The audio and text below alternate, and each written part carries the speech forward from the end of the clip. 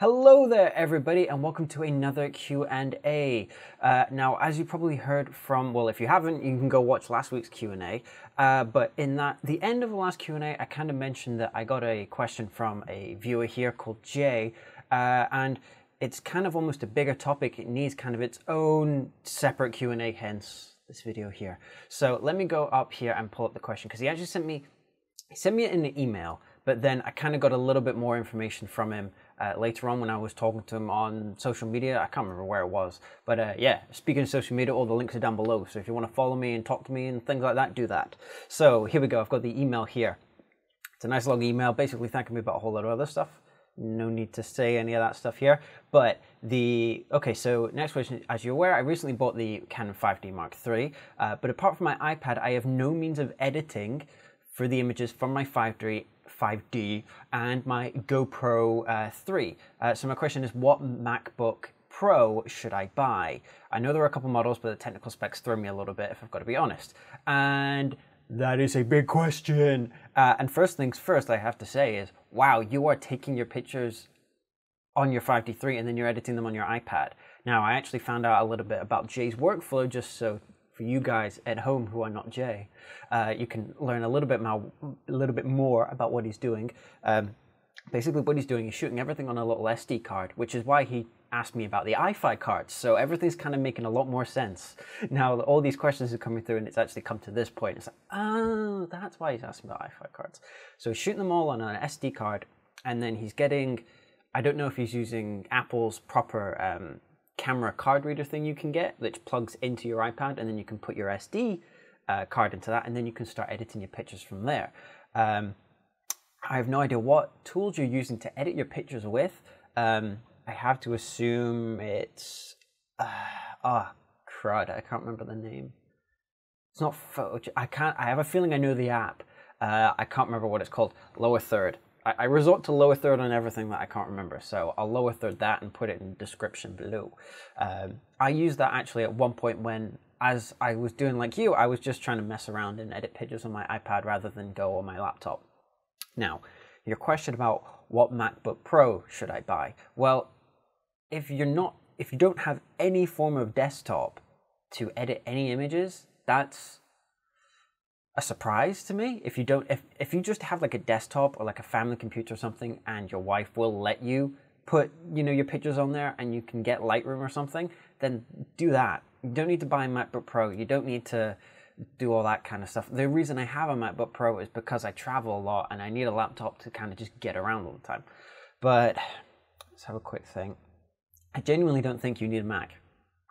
Unless you're really like in love with Macs, then you can get one.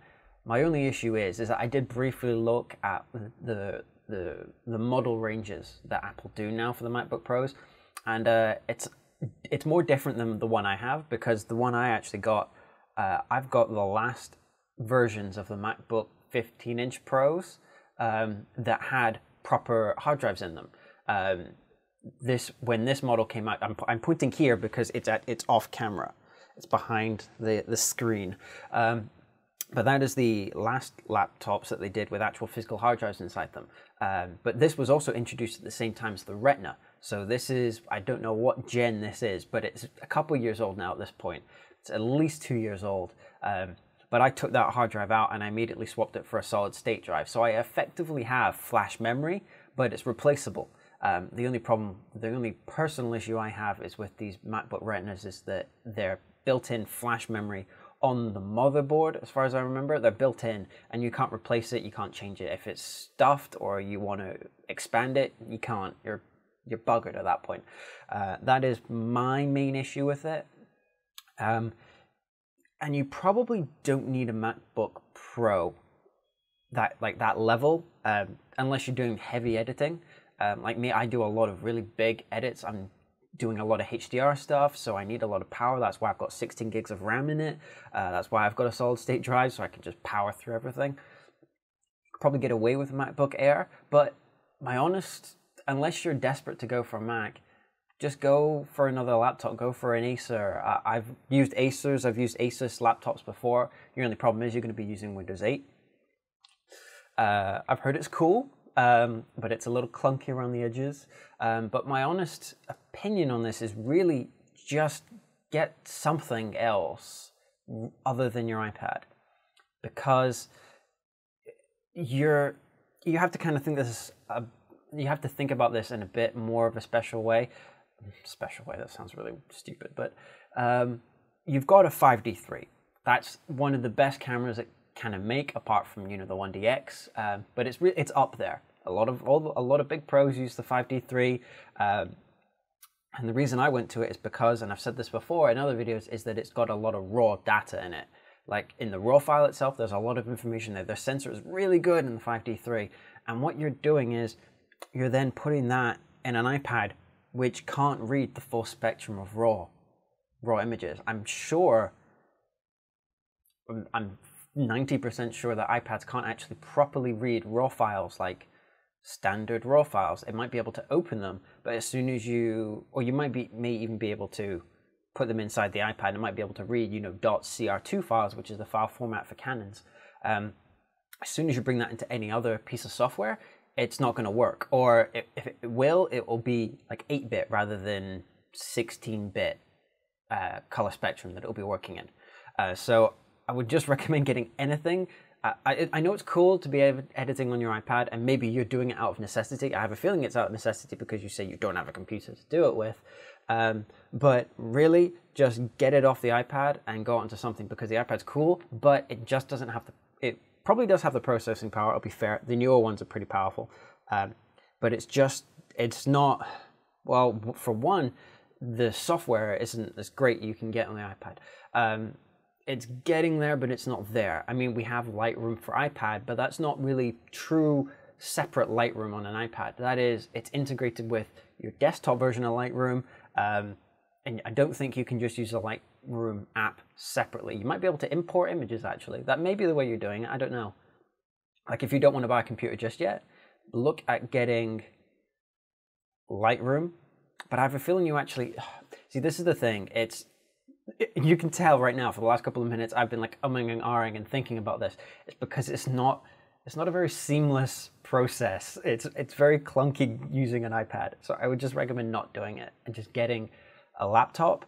And this also probably means that you don't have, well, I'm going to assume, but I have to assume that you probably don't have like a proper version of Lightroom or anything like that. Like you don't have, I think it's Lightroom 5. Yeah, Lightroom 5. I'm just getting a drink here. So you probably don't have Lightroom 5, or at least the desktop version.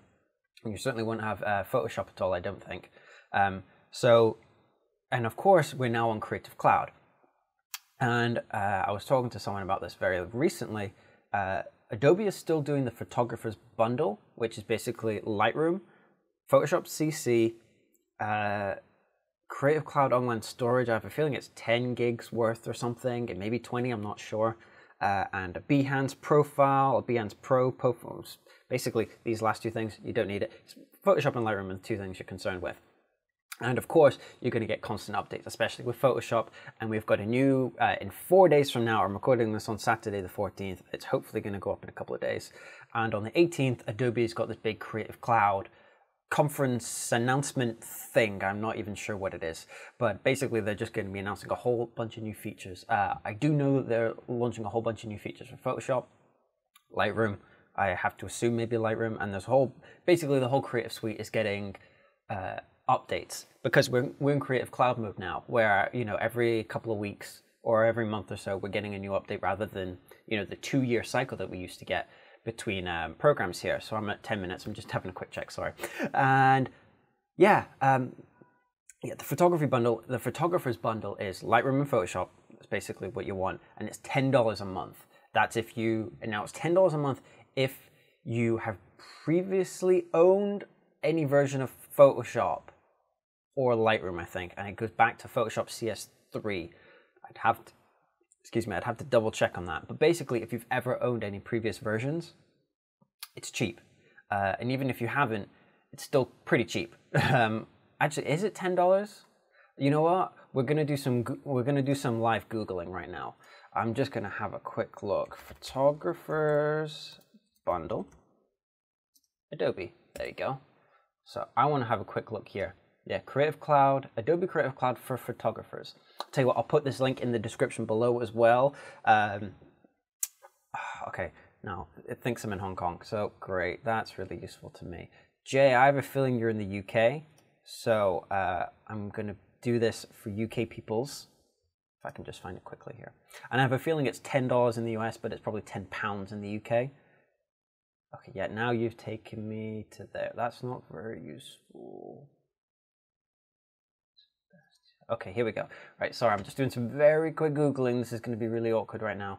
But let's have a, it said £8 something starting from. So let's have a look. Okay. Purchase, yeah, £8.80 a month, including VAT. This is the photographer's bundle. And I just want to have a check. It doesn't tell me, I honestly can't find it really quickly here if I actually have it before. So Q&A, maybe.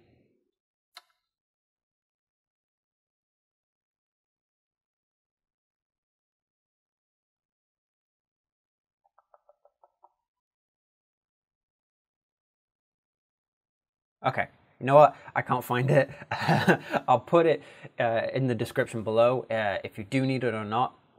Likelihood is I have a sneaky feeling you don't necessarily have to have bought any version of Photoshop before to get some sort of deal. You might not be able to get the £8 a month deal. You may have to go to 10 or 12, but let's just say that that is a very sweet deal to get that both Lightroom. So yeah, okay, that's if you do an annual package of, wait, no, that's full suite.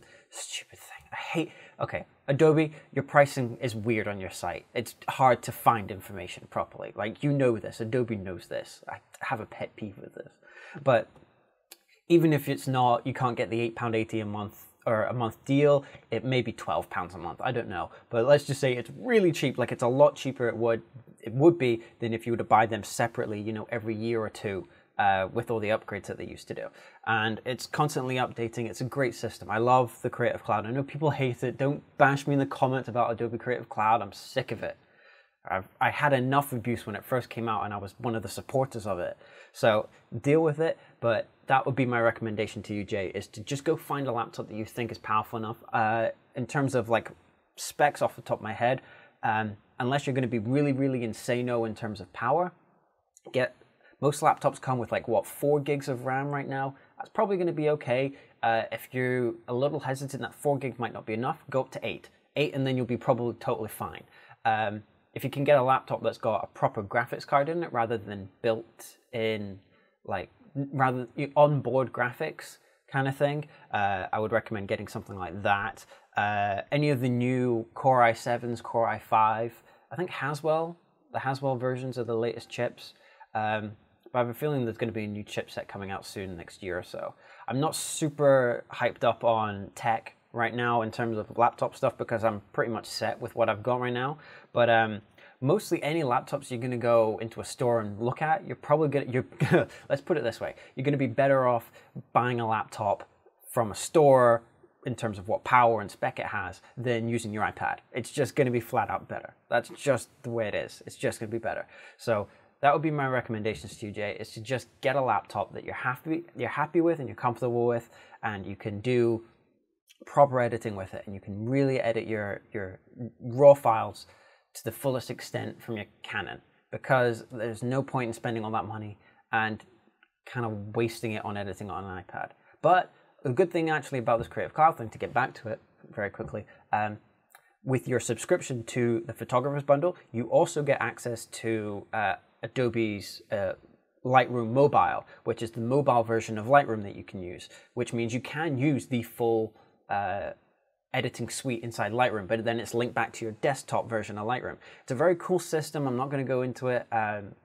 Actually, Kelby One, I'm a big fan of Kelby One, previously of Kelby Training and the NAPP, the National Association of Photoshop Professionals.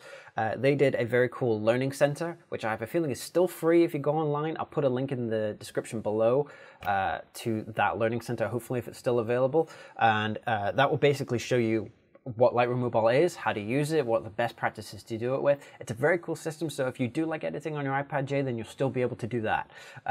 But it will then go back to, you know, proper Lightroom inside your desktop, and you'll be using the proper raw information on your desktop itself when it does the edits back. It's a very cool system. It's fairly seamless. I did have a quick play with it before. I've used it for a few things already. I'm not a huge fan of it because I like my big desktop and I like my big screen and, you know, my Wacom tablet and all the rest of it. So I like doing all that stuff. But I think I'm pretty much kind of answering your question to the best of my ability. You don't necessarily need to buy a Mac. I really don't think you need to buy a Mac unless you're super psyched on Macs. And if you are, just get, depending on how comfortable you are with spending money, because they're not cheap, especially in the UK. That's my bigger pet peeves with them, is that they're not cheap because you have your VAT, obviously. But I have a feeling that the cheapest MacBook Pro Retina thing is like £1,600. It's like, I'm not spending that money. No way, not anymore. I feel I probably spent more than that on mine because I bought brand new RAM and stuff like that. But this is a work machine for me as well. You know, day job stuff as well. So I like having all that power. But I'm just kind of rambling on at this point. Just go get a laptop that you're comfortable with. You don't need to go buy a Mac. You can go buy any general laptop. And Jay, specifically for you, if you want to you know, throw some specs at me for computers you find, you're happy to do so. You know how to contact me. So I guess that's kind of it for this Q&A. It's a little shorter than normal because I'm just answering one question. But if you have any questions for me, you lovely peoples out there on the internet, if you have any questions that you want to ask me, and I may ask it on this very Q&A series, you go to, well, you send an email rather to questions@destructivepixels.com. That is my website, destructivepixels.com, where you'll find all of my portfolio, my blog, and all the rest of it. I am currently working on an update to the actual site on the back end and actually on my laptop right now. So I'll probably have a new site up in the next couple of months. It's not going to look drastically different, but it's just going to be a lot of nice little improvements. So as I said, you'll find my portfolio, my blog there. If you want to contact me on all of the socials, links are always down below, as always. So I hope you've enjoyed this Q&A. It's been a little bit specific for one person's thing, but I thought it might be worth, you know, everybody else kind of having a little gander at this kind of issue, because I thought it was a very cool, little unique issue that I thought I should really attack. So hopefully you've enjoyed it, and I'll catch you in the next one.